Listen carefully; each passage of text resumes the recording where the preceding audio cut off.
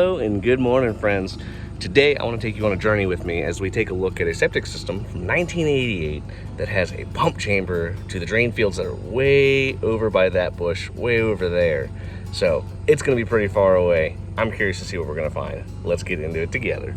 So before we really get into everything, it's super important that we go through the records to kind of see what are we roughly going to be walking into and what kind of system are we working with, so we can kind of see, are the records right? Was it basically built the way that the county wanted it to be built? Let's go ahead and take a look at those records and then we'll hop right into it. Alrighty, so let's take a look at these records, right?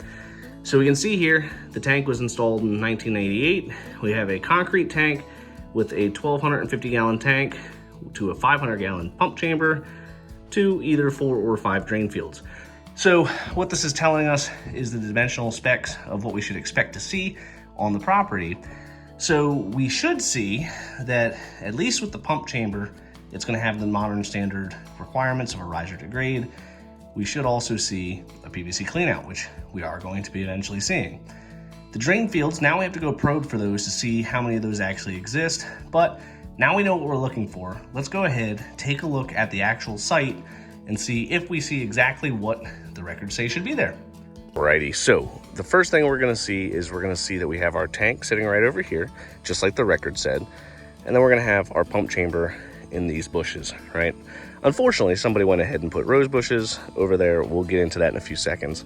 But from here, the wastewater should be pumped all the way over to there, where there should be 4 drain fields. So in a second, what we're gonna do is we're gonna run a camera from the pipe from the home to the tank to make sure that that pipe looks fine. We're gonna look inside the tank itself, make sure everything's where it belongs. And then we're gonna look inside of here, make sure everything's where it belongs, checks if the high water alarm's working, check the pump's working, and then we're gonna go find the drain field somewhere over yonder. So let's go ahead, take a look at the pump chamber real quick, and then we'll move forward. So right here, we can see that we have our pump chamber, right? So we have a square riser to grade, basically above grade, that's gonna be our access point to the pump chamber. In our state, every pump chamber is required to have a manhole riser at grade so that way you can actually service it. But we can see here that they've used some foliage to kind of cover where this is at. Unfortunately, somebody used these nice spiky bushes around the riser. If you're gonna cover up your system, it's a good idea to use some kind of leafy vegetation or something that's not sharp, kind of like this vegetation. So that way when somebody has to get in there and work on it, they're not sitting there getting stabbed and poked and prodded while they're trying to fix your septic system. Generally in this situation, if we had to replace the pump, I'd be telling you, hey, we're cutting all this down so we can get in there and do what we have to do unobstructed, right? So if we're looking inside of here, what we're gonna see is our quick disconnect.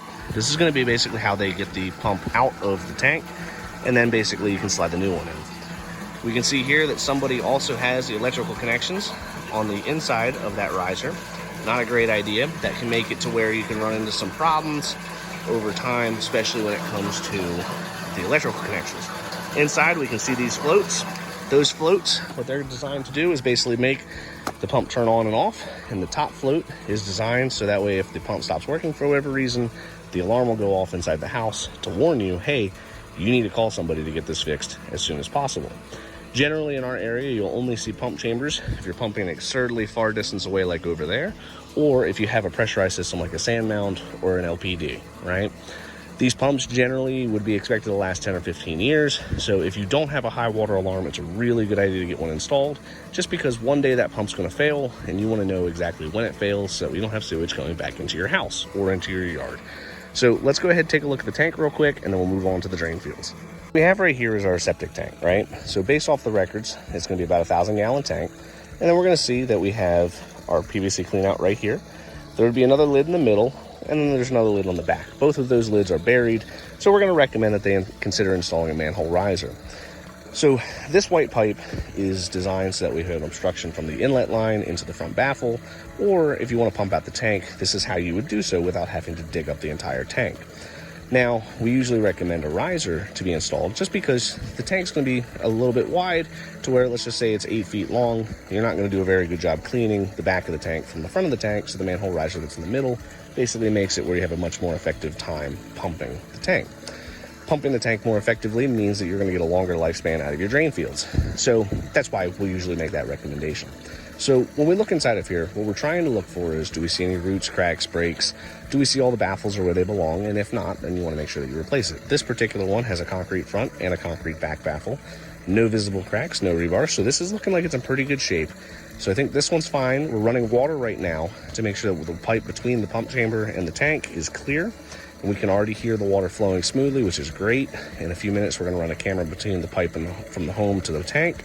And then we're going to make sure that we can get the pump to cycle a few times to make sure that nothing's shooting up out of the ground for our drain fields, right? So in a second, we're going to walk over there and we're going to take a look to see if we can figure out exactly where these drain fields are. All right, so let's talk about how we're going to find these drain fields, right? So I know that they're back here somewhere. I don't know exactly where they are, but that's why I have my handy dandy probe.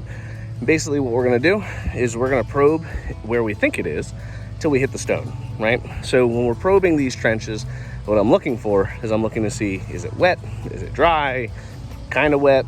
Does it come back with biomat? What's going on inside those trenches? So whenever you have a pump chamber, more than likely, those trenches are only going to be about a foot, maybe 2 feet below the surface. So you don't need a super long probe in order to hit those trenches, right? So what we're going to be looking for is depressions in the grass, kind of like this. We look over here, we can see that there's some divots in the grass compared to over there, right? And so what we're gonna do is we're gonna go up to the one that's the most prominent divot, give it a probe, and see if we find some stone.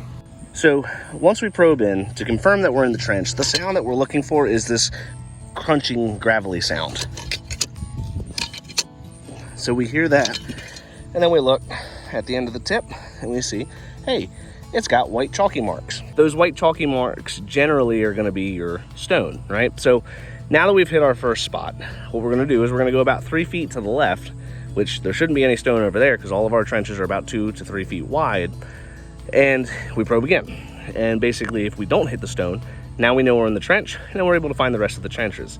So when we're probing these, the purpose of this is to see, what does the soil look like? What does the stone look like? And then what happens after the pump pumps? Do we see it change? Does it automatically become super, super wet and saturated? If so, that's a problem, right? So now what we need to do is we need to run some water for a little bit and see what it does. While we've got the water running for the hydraulic load, it's very important to make sure that we also go ahead and we test the high water alarm, right? So remember, that's the alarm that tells us, hey, the pump is no longer working and somebody needs to do something about this, like now. So how we do that is you just take a garden rake and you just pull it up, right?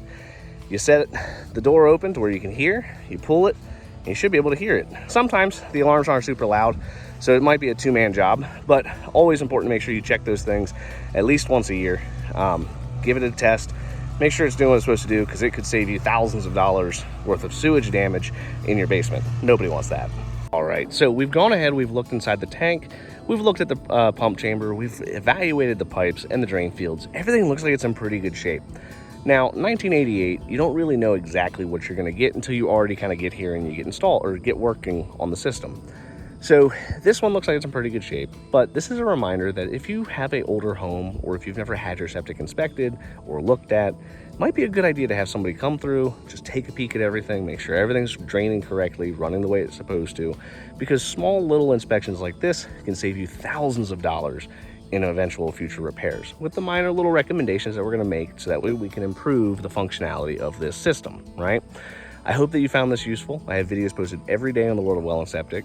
Hit that like button, hit subscribe, and until next time, guys.